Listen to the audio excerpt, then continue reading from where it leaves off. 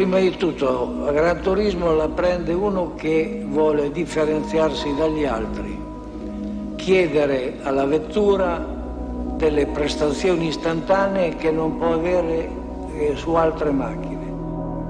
In spite of the immense global fascination with Ferrari, very few car enthusiasts know a lot about Ferrari's rich history and intriguing path to becoming the 12th largest car brand in the world.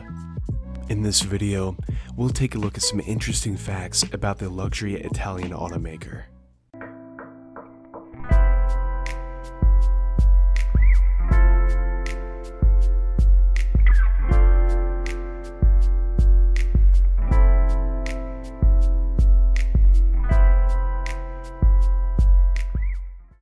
Here's fact number 1.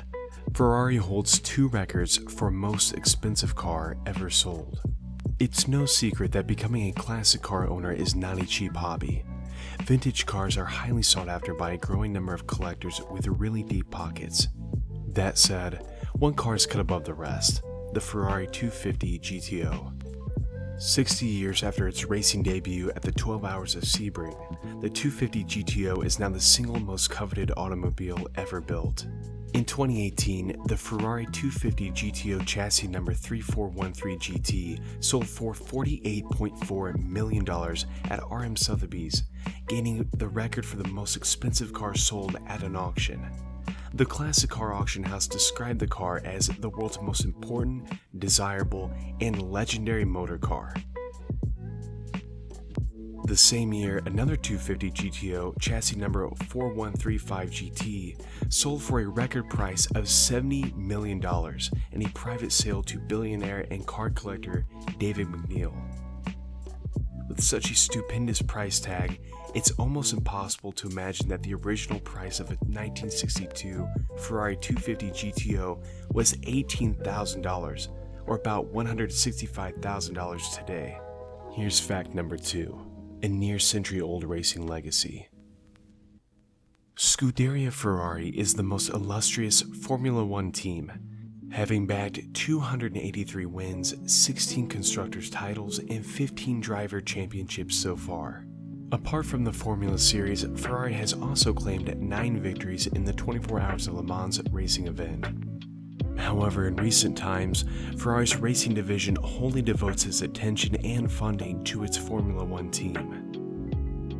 Fact number 3. The Prancing Horse logo was a gift from a Countess. Ferrari's Prancing Horse is almost as iconic as the name itself, and it has become one of the most recognized logos in the world. Before Enzo Ferrari started building some of the world's most acclaimed race cars, he was an accomplished racer himself, winning the 1924 Coppa Acerbo with Alfa Romeo. Around this time, he met Countess Paolina Baracca, who suggested he should adopt her son's Prancing Horse symbol for good luck.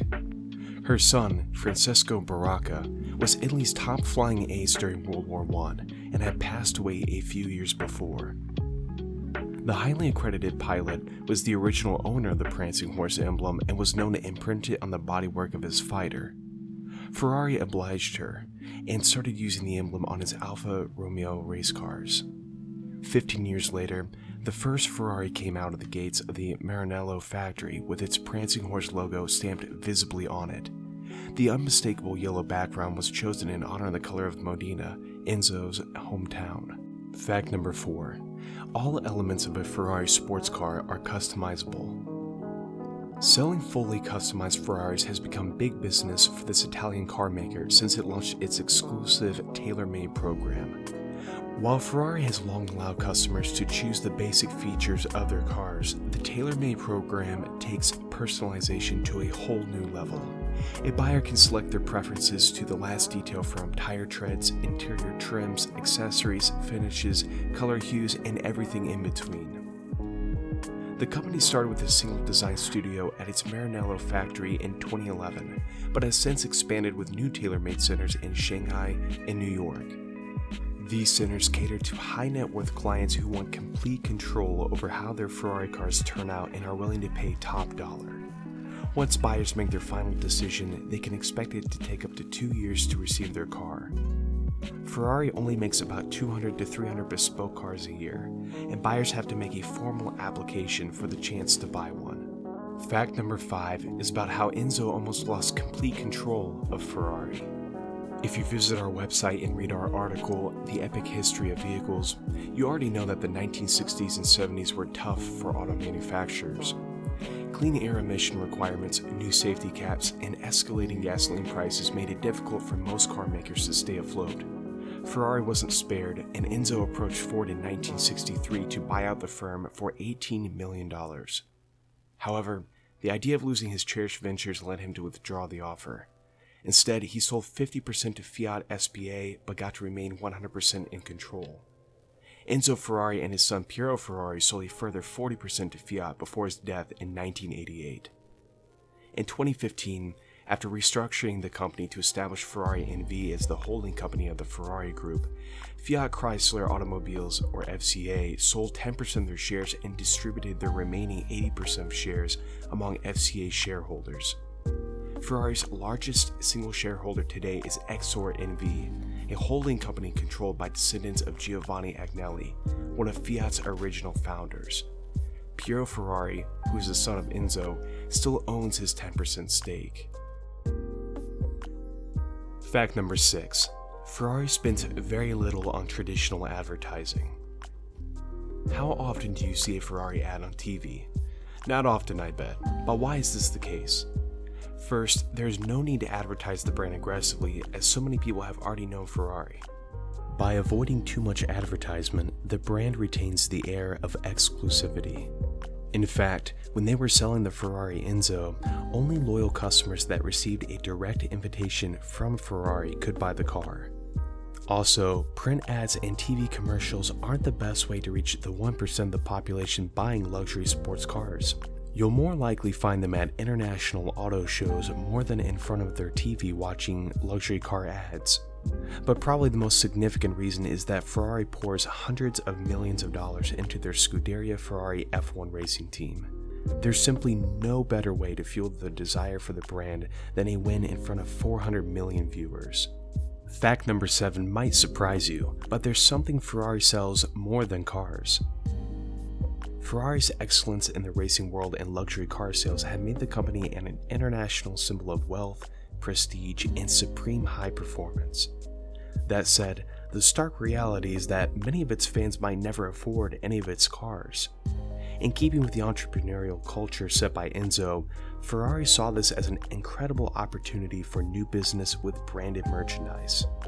There are much more affordable luxury products that still bear the company name and logo. Now, fans can get all sorts of things from the brand on its online store and 30+ boutique stores around the globe. Branded apparel from t-shirts, belts, hats, watches, and sunglasses are all available. You can find the Ferrari name on everything from jewelry, video games, and even theme parks such as the Ferrari Land in Spain. Fact number 8 is about the legendary Ferrari 125S. Even after Enzo finally got the ball rolling with that first official Ferrari, the 12-cylinder 125S, he didn't start mass-producing cars. The car made its competitive debut at the Piacenza circuit on May 11, 1947, driven by Franco Cortese. Enzo Ferrari would later call that race a promising failure, after fuel pump issues forced Cortese to drop out of the race while he was leading. Once that mechanical defect was fixed, it didn't take long for the 125S to earn legendary status. The same year, it won the Rome Grand Prix at the city's Terme dei Caracalla circuit. Sadly, only 2 Ferrari 125 Sports were ever made, and Ferrari dismantled both cars and used their parts to make the company's following models. Fact number 9 is about making your Ferrari any color you want it to be. While most people still overwhelmingly choose red as the color for their Ferrari, it's certainly not a requirement. Color options will often vary by model, and each car still offers many hues to choose from, as long as it's not pink or rose. But even then, there are plenty of aftermarket dealers who are willing to paint your Ferrari in pretty pink or other garish colors.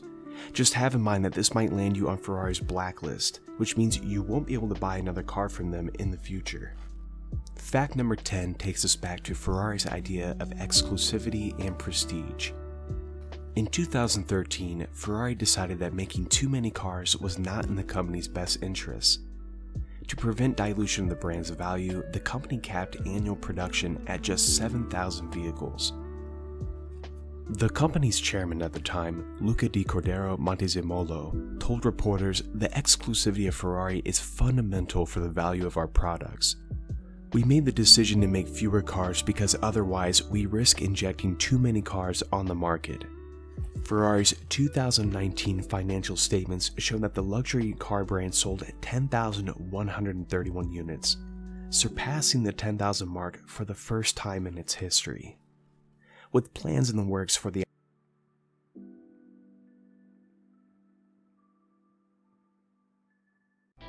We hope you enjoyed this video, and be sure to like and subscribe to see more content, as well as visiting us on CompassLongview.com. I'm Rob with Compass Longview. Thanks for watching.